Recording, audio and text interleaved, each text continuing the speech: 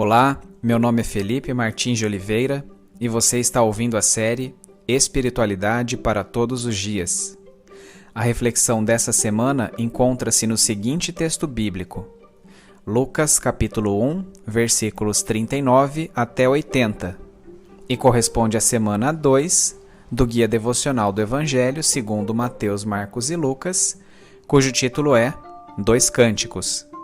Vamos à leitura do texto bíblico. Naqueles dias, Maria preparou-se e foi depressa para uma cidade da região montanhosa da Judéia, onde entrou na casa de Zacarias e saudou Isabel. Quando Isabel ouviu a saudação de Maria, o bebê agitou-se em seu ventre e Isabel ficou cheia do Espírito Santo. Em alta voz exclamou: Bendita é você entre as mulheres, e bendito é o filho que você dará à luz. Mas porque sou tão agraciada a ponto de me visitar a mãe de meu Senhor? Logo que a sua saudação chegou aos meus ouvidos, o bebê que está em meu ventre agitou-se de alegria. Feliz é aquela que creu que se cumprirá aquilo que o Senhor lhe disse. Então disse Maria: Minha alma engrandece ao Senhor, e meu espírito se alegra em Deus, meu Salvador, pois atentou para a humildade da sua serva. De agora em diante, todas as gerações me chamarão bem-aventurada, pois o Poderoso fez grandes coisas em meu favor. Santo é o seu nome. A sua misericórdia estende-se aos que o temem, de geração em geração. Ele realizou poderosos feitos com seu braço. Dispersou os que são soberbos no mais íntimo do coração. Derrubou governantes dos seus tronos, mas exaltou os humildes. Encheu de coisas boas os famintos, mas despediu de mãos vazias os ricos. Ajudou a seu servo Israel, lembrando-se da sua misericórdia, para com Abraão e seus descendentes para sempre, como dissera aos nossos antepassados. Maria ficou com Isabel cerca de 3 meses e depois voltou para casa. Ao se completar o tempo de Isabel dar à luz, ela teve um filho. Seus vizinhos e parentes ouviram falar da grande misericórdia que o Senhor lhe havia demonstrado e se alegraram com ela. No 8º dia foram circuncidar o menino e queriam dar-lhe o nome do pai, Zacarias. Mas sua mãe tomou a palavra e disse: Não, ele será chamado João. Disseram-lhe: Você não tem nenhum parente com esse nome. Então fizeram sinais ao pai do menino para saber como queria que a criança se chamasse. Ele pediu uma tabuinha e, para admiração de todos, escreveu: O nome dele é João. Imediatamente sua boca se abriu, sua língua se soltou e ele começou a falar, louvando a Deus. Todos os vizinhos ficaram cheios de temor, e por toda a região montanhosa da Judéia se falava sobre essas coisas. Todos os que ouviam falar disso se perguntavam: O que vai ser deste menino? Pois a mão do Senhor estava com ele. Seu pai, Zacarias, foi cheio do Espírito Santo e profetizou: Louvado seja o Senhor, o Deus de Israel, porque visitou e redimiu o seu povo. Ele promoveu poderosa salvação para nós na linhagem do seu servo Davi, como falara pelos seus santos profetas na antiguidade, salvando-nos dos nossos inimigos e da mão de todos os que nos odeiam, para mostrar sua misericórdia aos nossos antepassados e lembrar da sua santa aliança, o juramento que fez ao nosso pai Abraão, resgatar-nos da mão de nossos inimigos, para o servirmos sem medo, em santidade e justiça diante dele, todos os nossos dias. E você, menino, será chamado profeta do Altíssimo, pois irá diante do Senhor para lhe preparar o caminho, para dar a seu povo conhecimento da salvação, mediante o perdão dos seus pecados, por causa das ternas misericórdias de nosso Deus, pelas quais do alto nos visitará o sol nascente, para brilhar sobre aqueles que estão vivendo nas trevas e na sombra da morte, e guiar nossos pés no caminho da paz. E o menino crescia e se fortalecia em espírito, e viveu no deserto, até aparecer publicamente a Israel.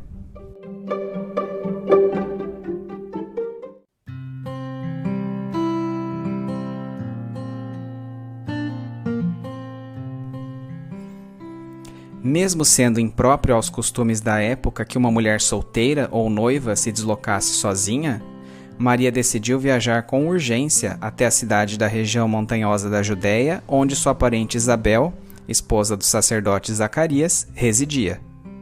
De certo modo, para Maria, o cumprimento de que ela mesma conceberia um filho, ainda que fosse virgem, estava diretamente atrelado ao sinal de que Isabel também estava grávida, mesmo sendo idosa e estéril.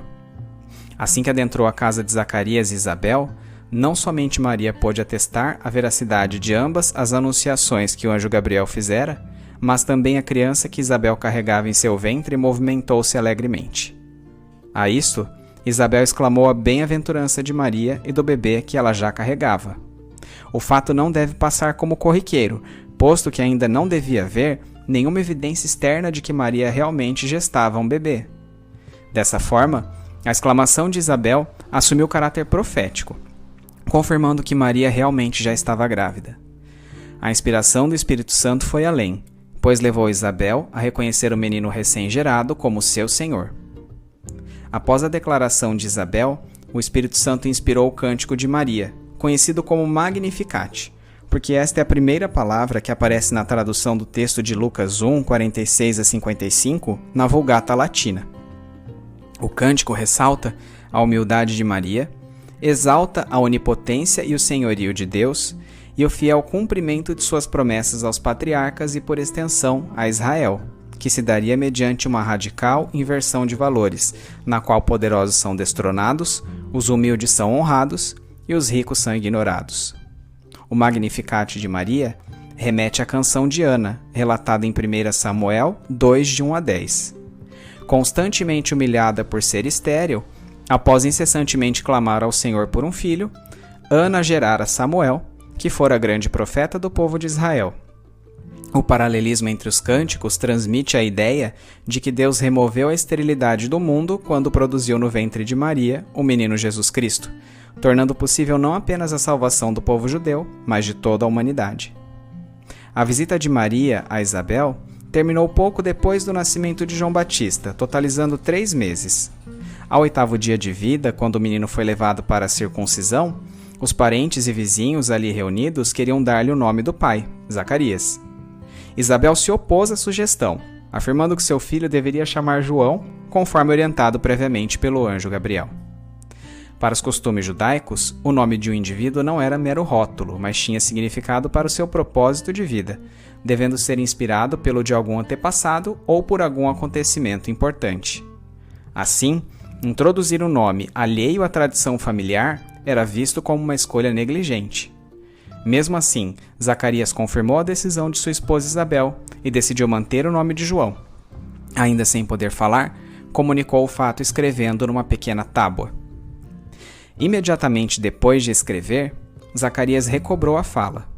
Exultante, ele também entoou um cântico, conhecido como Benedictus, pois esta é a primeira palavra do trecho de Lucas 1, 68 a 79 na Vulgata Latina. Assim como ocorreu com o Magnificat de Maria, cada palavra do Benedictus de Zacarias é emprestada do Antigo Testamento, remetendo a salmos e profecias com significado messiânico.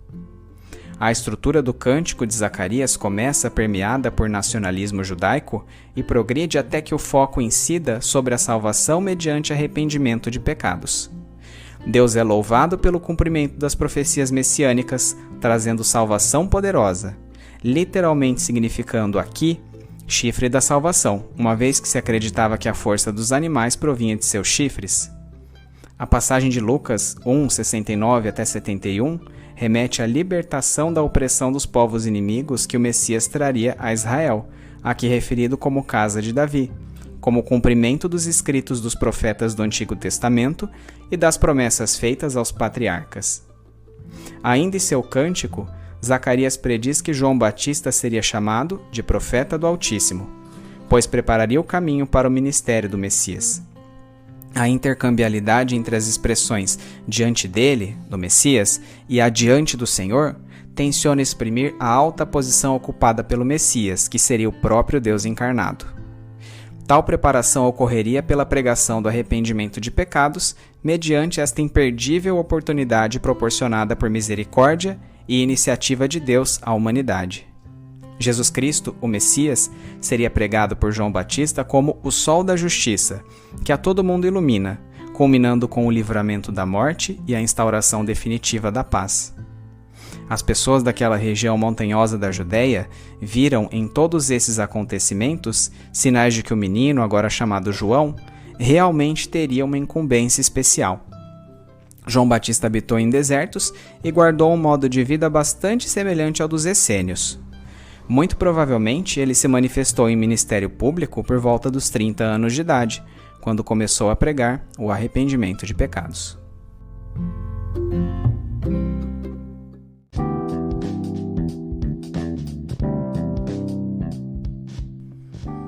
Aplicação prática. Maria reconhece em seu cântico os resultados de sua obediência a Deus. Ao concordar em ser mãe de Jesus Cristo naquelas circunstâncias, mesmo que potencialmente sujeita à desonra familiar e social, Maria se tornou instrumento da misericórdia divina a toda a humanidade. Ela se fez, assim, elo entre as promessas feitas por Deus a seus antepassados desde a era dos patriarcas e as próximas gerações de indivíduos, judeus e gentios que viriam crer em Jesus Cristo. Jesus deixaria bem claro com seu ministério e suas declarações que o reino inaugurado por ele seria de caráter eminentemente espiritual. Mas é fato consensual que a fidelidade a determinados princípios espirituais inevitavelmente provocará divisões e contendas, conforme profetiza o Cântico de Maria. Para se ter uma dimensão desta realidade, historicamente, podemos constatar que a conquista paulatina de direitos humanos, com repercussões sociais, foi movida por homens e mulheres imbuídos da missão de levar a cabo os ensinamentos de Jesus Cristo. Dentro deste escopo, é possível citar, dentre tantos exemplos, a abolição da escravatura de africanos iniciada na Inglaterra por William Wilberforce, que teve consequências mundiais, e a luta pela igualdade dos direitos civis nos Estados Unidos da América, promovida pelo reverendo Martin Luther King Jr., mediante uma estratégia de desobediência pacífica, do mesmo teor que Mahatma Gandhi encabeçou por ocasião da independência da Índia das forças britânicas. O Benedictus aborda a redenção que seria trazida pelo Messias em caráter político a Israel e em sentido universal a judeus e gentios, mediante arrependimento de pecados. Tanto as profecias do Antigo Testamento quanto o Cântico de Zacarias condicionam a restauração de Israel à ética do arrependimento de pecados, estendida também aos povos não-judeus. Por isso, o reino de Deus não seria político e exclusivista como os judeus dos tempos de Jesus acreditavam. Em um trecho de sua obra A Bíblia e o Futuro, Anthony Hoekema assim nos explica acerca deste tema. Apesar de o termo Reino de Deus não ser encontrado no Antigo Testamento, o pensamento de que Deus é rei está presente particularmente em Salmos e nos profetas. Porém, devido à abundância de pecado e rebelião nos homens, o senhorio de Deus é efetuado apenas imperfeitamente na história de Israel. Por causa disso, os profetas aguardavam um dia em que o reinado de Deus pudesse ser provado plenamente, não somente por Israel, mas pelo mundo inteiro. Após a divisão do reino, Israel e Judá caíram mais e mais na desobediência, idolatria e apostasia. Por isso, os profetas pregaram que, devido à desobediência, o povo de ambos os reinos seria levado ao cativeiro por nações hostis e ficaria disperso por terras estrangeiras. Mas em meio a essas predições sombrias, há também profecias de libertação. Vários profetas predisseram a futura restauração de Israel do seu cativeiro. Os profetas do Antigo Testamento prevêem a restauração, mas somente de um povo que tenha sido purificado e justificado. A escatologia é ética e religiosamente condicionada. Não será Israel como tal que entrará no escatológico reino de Deus, mas apenas o purificado remanescente que crê. Desse modo, o autor Anthony Hoekema pondera que apenas um remanescente de Israel, fiel aos princípios éticos do arrependimento de pecados, faria parte do reino de Deus, e não a nação judaica por completo. Ter esta compreensão é fundamental para dimensionar os motivos subjacentes à rejeição de Jesus Cristo pelos judeus. Este reino, que seria inaugurado por ele, seria eminentemente espiritual, caracterizado por arrependimento de pecados, e sua ética transbordaria de dentro para fora, transformando as relações familiares e sociais.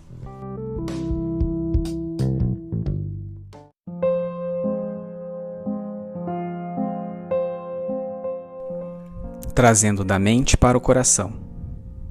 Muito além de meu entendimento, Senhor, ocorrem as manifestações de Seu Espírito Santo. Obrigado por este ajudador, que me capacita a cumprir os princípios e valores do Reino de Deus. Dia após dia, posso sentir dentro de mim este freio que me impele a pensar antes de falar e a ponderar antes de agir. Torno-me sensível a este Consolador, que repetidamente reproduz em minha mente trechos do caráter de Jesus Cristo, o exemplo supremo de como eu deveria me portar.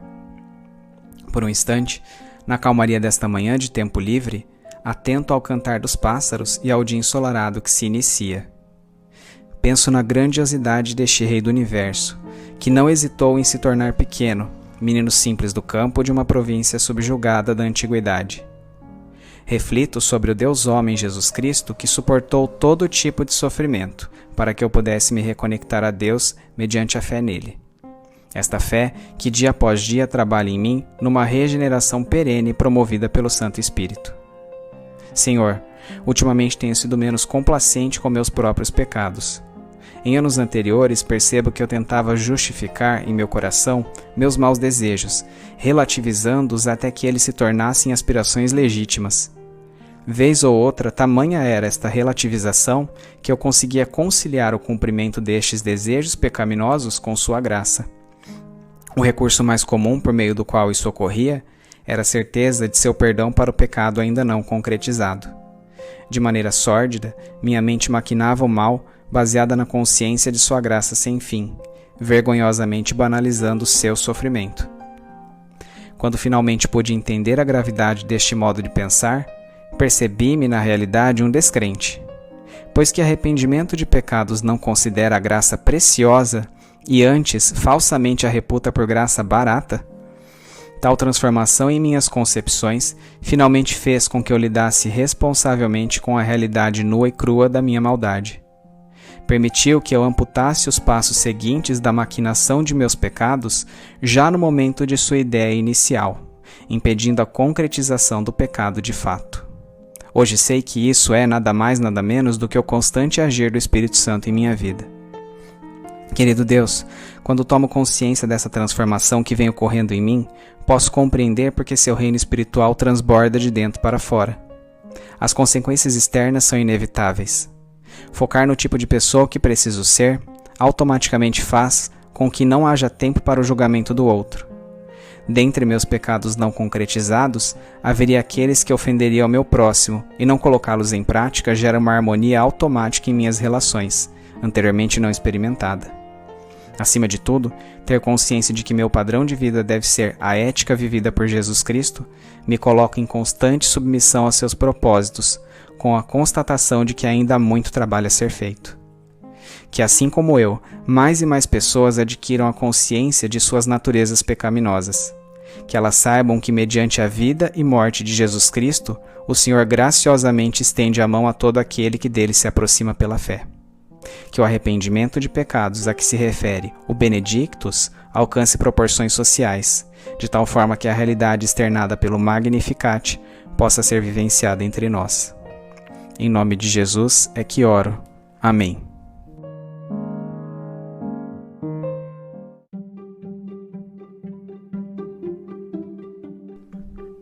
Medite mais sobre este texto ao longo da semana.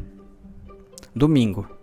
Leia o texto de Lucas 1, 39 a 80, bem como os comentários sobre ele. Segunda-feira. Porque o cântico de Maria foi motivado pelo encontro com Isabel e não pela anunciação anteriormente feita pelo anjo Gabriel? Terça-feira. Qual o paralelismo entre o Magnificat de Maria e o cântico de Ana, mãe de Samuel, profeta do Antigo Testamento, relatado em 1 Samuel 2, de 1 a 10? Quarta-feira. Como conciliar o aparente paradoxo entre o reino eminentemente espiritual, que será inaugurado por Jesus Cristo, e a inversão de valores sociais profetizada por Maria em seu cântico, por meio da qual poderosos são destronados, humildes são honrados e os ricos são ignorados? E como conciliar este mesmo paradoxo e a libertação de Israel que Zacarias apregoou em seu Benedictus? Quinta-feira. Explique a frase citada por Anthony Roykema a respeito da participação do povo judeu no reino de Deus que seria iniciado por Jesus Cristo. A escatologia é ética e religiosamente condicionada. Contrapõe-se a ideia com a expectativa messiânica política e a esperança nacional exclusivista que vigoravam entre os judeus dos tempos de Jesus. Sexta-feira, na oração do item Trazendo da Mente para o Coração, você poderá anotar um mecanismo de autopercepção de como o pecado é concebido. Tomar essa consciência pode ajudá-lo a lidar com seus pecados, tornando-os mais raros. Ore a Deus pedindo orientação do Espírito Santo para gerar em você esta mesma autopercepção, de maneira que você possa agir preventivamente, tornando seus pecados menos frequentes. Sábado, quais as implicações práticas do texto de Lucas 1:39 a 80 para a sua vida?